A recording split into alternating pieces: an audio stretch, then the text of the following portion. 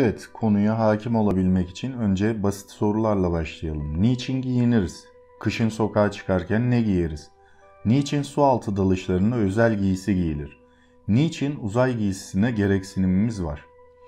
Olası ölçüde hafif, dış etkilere dayanıklı, içinde rahat hareket edebilmemize olanak tanıyan, uzay giysilerine buna ek olarak gerilme kuvvetine dayanıklı olması gerekiyor. Çünkü bu elbiselerin içinde gerekli tam hava basıncını sağlamak için gaz vardır. Bir diğer özelliği düşük sıcaklıklara duyarlı olmaması gerekiyor. Çünkü ısısal salınım dolayısıyla uzay soğuktur. Kolay kırılabilir, yırtılabilir olmaması gerekir. Doğal olarak özel bir materyalden yapılması beklenir. En zor sorun soğuktan korunmaktır. Daha doğrusu ışınım yoluyla ısı kaybını belirli sınırlar içinde tutmak gerekir. Bunun için giysinin olası ölçüde parlak cilalanması gerekir. Bunun da en iyi yolu giysiyi metalden yapmaktır. Bunun en iyi çözüm olmasına karşın giysinin elastik olması da istenir. O nedenle elastik bir materyalden yapılır ve parlak beyaza boyanır. Hem içerideki yüksek basınca dayanacak hem de esnek olacak tek çözüm var. Metal gibi katı bir materyal. Zırhlı elbiseler tasarımında deneyim var. Esnek metal tüpler bile uzay giysisi olarak düşünülmüştür. Özel bir astar kullanılır, bu ise iyi bir ıssal izolasyon sağlar. Eğer uzayda çalışırken giysiniz yoksa ne olur sorusunu sorabilirsiniz. Buna da hemen cevap verelim. 15 saniyede bilinçsiz hale gelirsiniz. 2. Kan ve tüm vücut sıvısı kaynar ve sonra donar. 3. Deriniz, kalbiniz ve tüm diğer organlarınız kaynayan sıvılardan dolayı genişler. 4. Korkunç bir sıcaklık değişimiyle yüz yüzesiniz. Güneşli bir yerde 120 derece, gölgede ise -100 derece. 5. Çeşitli radyasyonla kozmik ışın ve güneşten kaynaklanan yüklü parçacıklar yüz yüzesiniz. 6. Yüksek hızla hareket eden toz parçacıkları size çarpar. Peki bu tehlikelerden korunmak için uzay giysisi nasıl olmalıdır ve nasıl yapılmalıdır?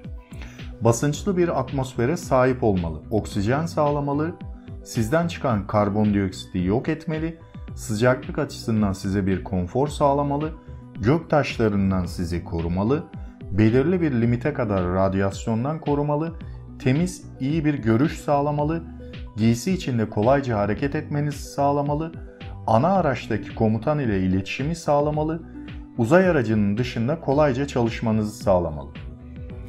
Peki şimdi bu söylediklerimize nazaran atmosfer, oksijen gibi terimleri biraz tanımlayalım size. Basınçlı atmosfer nedir diye başlayalım. Uzay giysisi bir balona benzetilebilir.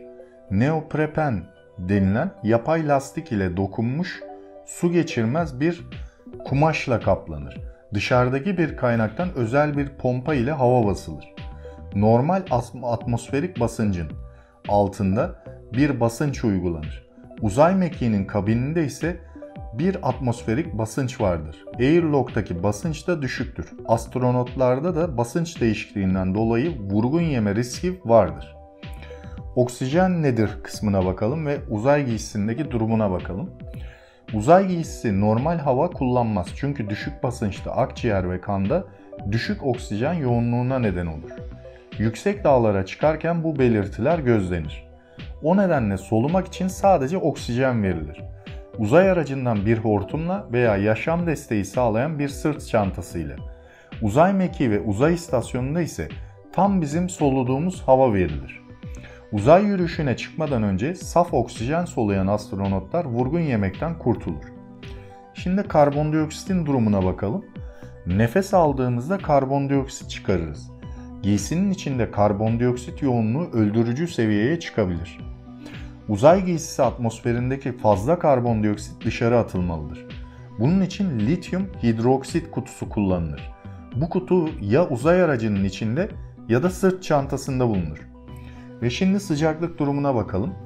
Büyük sıcaklık değişimlerinden korunmak için astronot yorucu işler yaptığında ısı üretir. Eğer bu ısı yok edilmezse astronot terler. Bunun sonucunda da kaskın içi buğulanır. Daha önemlisi astronot bu durumda müthiş bir su kaybeder. Gemini 9'un astronotu Eugene Cernan Uzay yürüyüşü sırasında 3 kilo civarında su kaybetmişti. Bu ısı fazlalığını almak için elbisenin içine kuru hava verilir veya fan kullanılır. Çoğu zamanda da su soğutmalı giysi kullanılır. Evet, diğer bir etkene bakalım ve durumunu görelim. Göktaşı ve radyasyon tehlikesi. Astronotları küçük ama hızlı toz parçacıklarından korumak için uzay giysileri çok katlı, dayanıklı sentetik kumaştan yapılır. Giysinin çok katlı oluşu onun yırtılmasını da önler. Radyasyondan sınırlı bir koruma sağlar. Giysinin içi mylar denilen bir materyal ile kaplanır. Bu radyasyonun yansımasını sağlar. Güneş patlaması sonucu yüklü parçacıklardan koruyacak bir şey olmadığı için uzay yürüyüşleri güneş etkinliğinin olmadığı zamanlarda yapılır. Diğer bir duruma bakalım. Kask ve temiz görüş durumunu inceleyelim. Kask saf plastikten veya dayanıklı polikarbonattan yapılır. Işık yansıtıcı bir kılıf içindedir. Gözlük bölümü parıldalamaları önlemek için hafif renklendirilmiştir. Güneş gözlüğü gibi düşünebilirsiniz. Uzay yürüyüşünden önce bu gözlük kısmının içinde buğulanmayı önleyecek sprey sıkılır. Çağdaş kasklarda lamba da vardır. Astronot gölgede görebilsin diye. Evet, bir de uzay giysisi içinde hareket kısmına bakalım. Şişirilmiş uzay giysisinin içinde hareket etmek çok zordur. Şişirilmiş lastik eldivenin içinde parmağınızı hareket ettirmeye çalıştığınızı düşünün. Bu durumun üstesinden gelmek için uzay giysisinde bağlantı yerleri vardır. Astronot bundan yararlanarak elini, kolunu, ayağını, dizini ve bacağını kıvırabilir. Evet, diğer bir unsura geçelim. İletişim kaynağına bakalım. Ana kumandadaki arkadaşları ve yerdeki kumanda merkeziyle konuşması için iletişim kurması gerekir. Bağırsa sesini duyamaz sonuçta. Telefon teli aracılığı ile bağlı olması gerekir. Çağdaş astronot giysileri artık radyo alıcı ve verici barındırmaktadır. Bu radyo alıcı ve vericiler ya sırt çantasında ya da göğüs çantalarında bulunur. İletişim için kulaklık ve mikrofon kullanırlar. Uzayda hava bulunmayışının yanı sıra uzayın aşırı soğuk olması ve yüksek enerjili ışınlar ve parçacıklar nedeniyle astronotların uzay araçlarının dışında gerçekleştirilen uzay görevleri sırasında koruyucu kıyafetler giymesi gerekir. Aslında tam donanımlı bir uzay kıyafeti tek kişilik uzay aracı olarak tanımlanabilir. Astronotlar uzay kıyafetinin içine soğutma ve havalandırma işlevi gören bir tulum giyer. Elastik malzemeden üretilen bu tulum ince bir borudan oluşan bir ağ gibidir. Bu boruların içinden geçen su, astronotların uzay görevi sırasında vücut sıcaklığının dengelenmesine yardımcı olur. Astronot kıyafetleri farklı parçalardan oluşur.